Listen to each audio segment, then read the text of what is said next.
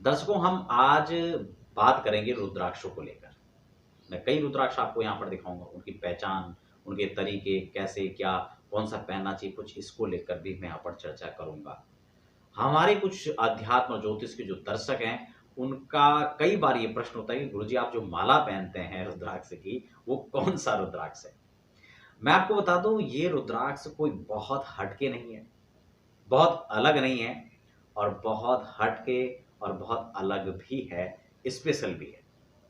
अब क्या इसकी विशेषता है, वह भी मैं आपको आज बताने वाला हूं, क्योंकि बहुत सारे लोगों के मन में ये प्रश्न होता, हो सकता है आपके मन में भी है। लगातार जो हमारी वीडियोस देखते हैं, चाहे अध्यात्म की हो, ज्योतिष की हो, या रत्न रुद्राक्ष से संबंधित जानकारी जो आपको समय समय पर मैं देता रहता हूं। अगर आप ऐसी वीडियोस देखना चाहते हैं तो हमारे चैनल को अभी सब्सक्राइब कर लीजिए, बेल आइकन को प्रेस कर लें, ताकि समय समय पर आपको अपडेट्स मिलती रहे। बिना समय गंवाए चर्चा कर लेते हैं। देखिए, रुद्राक्ष भगवान शंकर का अपना एक आभूषण, और भगवान शंकर को अति प्रिय है रुद्राक्ष। लोगों के प्रश्न होते हैं, क्या गुरुजी हम रुद्राक्ष पहन सकते हैं? आप बिल्कुल रुद्राक्ष पहन सकते हैं। कई लोगों का प्रश्न होता है कि हम कौन से मुखी रुद्राक्ष धारण करें। देखिए, कौन से मुखी रुद्राक्ष धारण करें, ये थोड़ा विषय अलग हो जाता है। उससे पहले वाले प्रश्नों को हम ले लेते हैं कि क्या आप रुद्राक्ष पहन सकते हैं? बिल्कुल पहन सकते हैं। क्या स्त्रियां रुद्राक्ष पहन सकती हैं? इसका प्रश्न भी सीधा सा उत्तर है, आप बिल्कुल पहन सकते हैं। क्या रुद्राक्ष हमेशा पहन सकते हैं? इसका उत्तर भी है, बिल्कुल पहन सकते हैं। क्या रुद्राक्ष पहनकर सो जाना चाहिए? सोने में रुद्राक्ष पहनते हैं सो करके, तो क्या कोई दिक्कत तो नहीं है? कोई दिक्कत नहीं है। क्या महीने में स्त्रियां पूरे महीने इसको पहन सकती हैं? तो मासिक धर्म के अंदर उसको उतार के रखें तो ज्यादा अच्छा है। मृत अवस्था में, किसी अशौच अवस्था में कहीं चले जाते हैं, शमशान घाट में चले जाते हैं, तो भी रुद्राक्ष अपवित्र नहीं माना जाता है। भगवान शंकर का अति प्रिय और प्रिय आभूषणों के अंदर रुद्राक्ष आता है।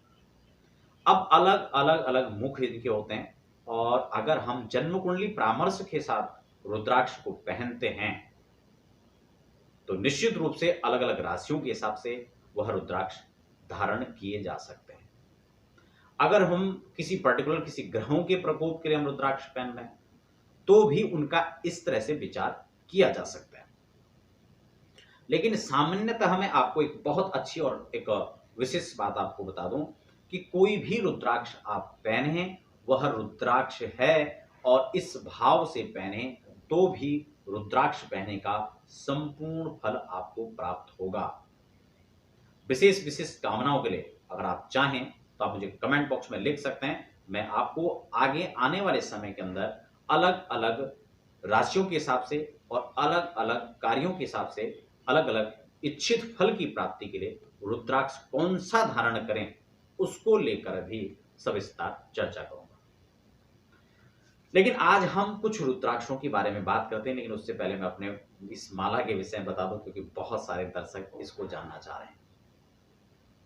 ये माला जो आप देख रहे हैं, ये सामान्यतः रुद्राक्ष और मोती से बना हुआ है। मोती इसमें बहुत अच्छी क्वालिटी का मोती है, और ये काफी पुराना हो चुका है। लगभग मेरे हिसाब से 15-20 सालों से मैं इस माला को धारण करता हूं, और ये माला ये तीसरी या चौथी बार मैंने बनाई है।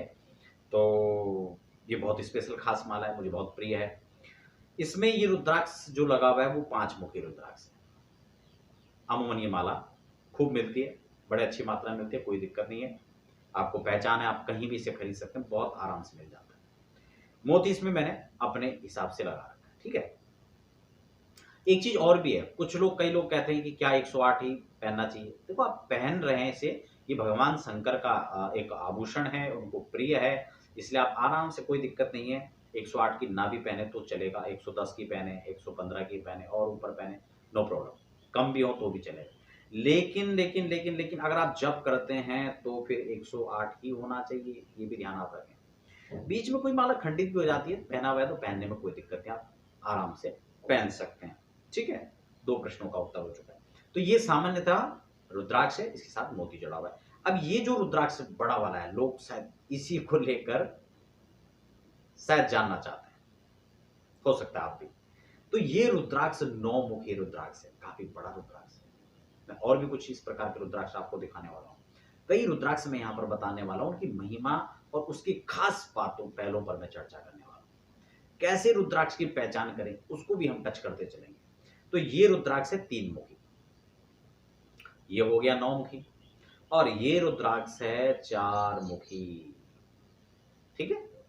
अब ये 4 मुखी रुद्राक्ष जो है गोल है, ये 3 मुखी रुद्राक्ष जो मैंने पहना हुआ है ये थोड़ा लंबा है। मेरे पास यहाँ पर 2 रुद्राक्ष 3 मुखी। देखिए 3 मुखी रुद्राक्ष में खासकर छेद अक्सर नहीं होते हैं, इनमें करवाए जाते हैं, तो उसके बाद इसमें कम बिना छेद वाले कम मिलते हैं। ये देखो 2 रुद्राक्ष है मेरे पास 3, एक बिल्कुल सफेद कलर का है, एक जो है रुद्राक्ष ब्राउन कलर का है। देखिए रुद्राक्षों के अंदर भी एक अलग अलग अलग प्रकार के रुद्राक्ष होते हैं। काला रुद्राक्ष होता है, भूरा रुद्राक्ष होता है, और रक्त कलर का होता है और सफेद कलर का। 2 रुद्राक्ष मैंने आपको यहाँ पर बताए, बिल्कुल भिन्न भिन्न कलर। तो ये रुद्राक्ष है। उसके बाद जो एक मुखी रुद्राक्ष है, आपने देखा होगा उसमें भी छेद नहीं होता है, क्योंकि ये रुद्राक्षों जितने भी ये इस प्रकार के रुद्राक्ष हैं, उनको लोग सोने के अंदर या चांदी के अंदर मढ़वा करके अपने गले में धारण करते हैं अपने सामर्थ्य अनुसार। ठीक है ना। तो एक मुखी रुद्राक्ष, उसमें भी छेद नहीं होता है। उसके बाद 2 मुखी रुद्राक्ष, इसमें भी लोग सोना चांदी इस तरह से पेंडल बना हुआ, देखो इस प्रकार का ये आकार है, ये देखिए अलग अलग शेप, ये 2 मुखी है। तो ये 2 मुखी के अंदर भी सेम वही स्थिति होती है। 3 मुखी आपको बता चुका हूं, 1 मुखी का भी है। अगर हम 4 मुखी की बात करें तो ये देखिए 4 मुखी, ये गोल शेप में और ब्राउन कलर है। 4 मुखी है या 5 मुखी है या फिर 6 या फिर 7 या फिर 8 9 10, फिर वो शेप थोड़ा सा चेंज होता चला जाता है रुद्राक्ष। देखिए ये इन रुद्राक्षों की पहचान क्या है, मैंने आपको पहले भी बताया। रुद्राक्ष को पहचानने के लिए, क्योंकि केमिकल युक्त होगा तो वो बिल्कुल अलग होगा। अगर कुछ लोग उसको तांबे के सिक्के में कहते हैं घुमा करके जो है वो ओरिजिनल होता है, ये बिल्कुल भी उसकी पहचान नहीं है। सामान्य तो बहुत छोटी छोटी 1-2 पहचान मैं आपको यहाँ पर बताऊं। देखिए रुद्राक्ष जो है, अगर पका हुआ ठोस रुद्राक्ष है तो वो पानी में तैरता नहीं है बल्कि डूब जाता है। लकड़ी से वो बना होगा तो वो तैरने लगेगा। लेकिन तैरने में एक समस्या और आती है, अगर रुद्राक्ष कच्चा होगा, पूर्ण रूप से परिपक्व फल नहीं होगा, क्योंकि वो फल है और वो पूरी रूप से पका हुआ नहीं होगा, तो भी वह डूबेगा नहीं। इसलिए पका हुआ रुद्राक्ष लेना चाहिए, उसकी लाइफ भी लॉन्ग होती है, लंबे समय तक खराब नहीं होता है। तो उसके बाद 7-8 मुखी तक के रुद्राक्ष होते हैं, उसमें भी 2-3 तरह के आते हैं। देखिए ये 7 मुखी रुद्राक्ष है, बड़ा इसका आकार है, और उससे भी बड़ा 7 मुखी रुद्राक्ष ये है, ये उससे काफी बड़ा रुद्राक्ष है। ठीक है। और एक छोटा सा रुद्राक्ष ये भी है। अब ओरिजिनल की हम बात करें तो ये भी ओरिजिनल है, वो भी ओरिजिनल है और ये भी ओरिजिनल है। अब सबसे अच्छा कौन सा रहेगा, तो ये काफी बड़ा है, इसलिए इसको हर आदमी नहीं धारण करना चाहता या नहीं धारण करता है, तो ये वाला रुद्राक्ष सबसे बेस्ट रहेगा सबके लिए। स्पेशल खास लोग खास तरीके से खास परिस्थितियों में ये वाला रुद्राक्ष पहन सकते हैं। लेकिन अगर पैसे हमें ज्यादा खर्च नहीं करना है या हम नहीं अफोर्ड कर पा रहे हैं, तो ये छोटा रुद्राक्ष, ये भी ओरिजिनल है लेकिन ये फॉरेन का रुद्राक्ष है, इंडोनेशिया से आयात हुआ है रुद्राक्ष। ये भारतीय रुद्राक्ष या फिर नेपाल का रुद्राक्ष आप इसे कह सकते हो। कई बार लोग नेपाल का कह करके उसका अतिरिक्त कीमत ले लेते हैं, तो ये आपको सदैव ध्यान में रखना है कि जब भी आप रुद्राक्ष की बात करें तो आप भारतीय रुद्राक्ष की बात करें या हिमालय या पर्वतीय क्षेत्रों के रुद्राक्ष की बात करें। अगर आपने नेपाल शब्द जोड़ लिया तो 100 के 2 या 2.5 होने में भी देर नहीं होगा। इस बात का सदैव आपको ख्याल रखना है।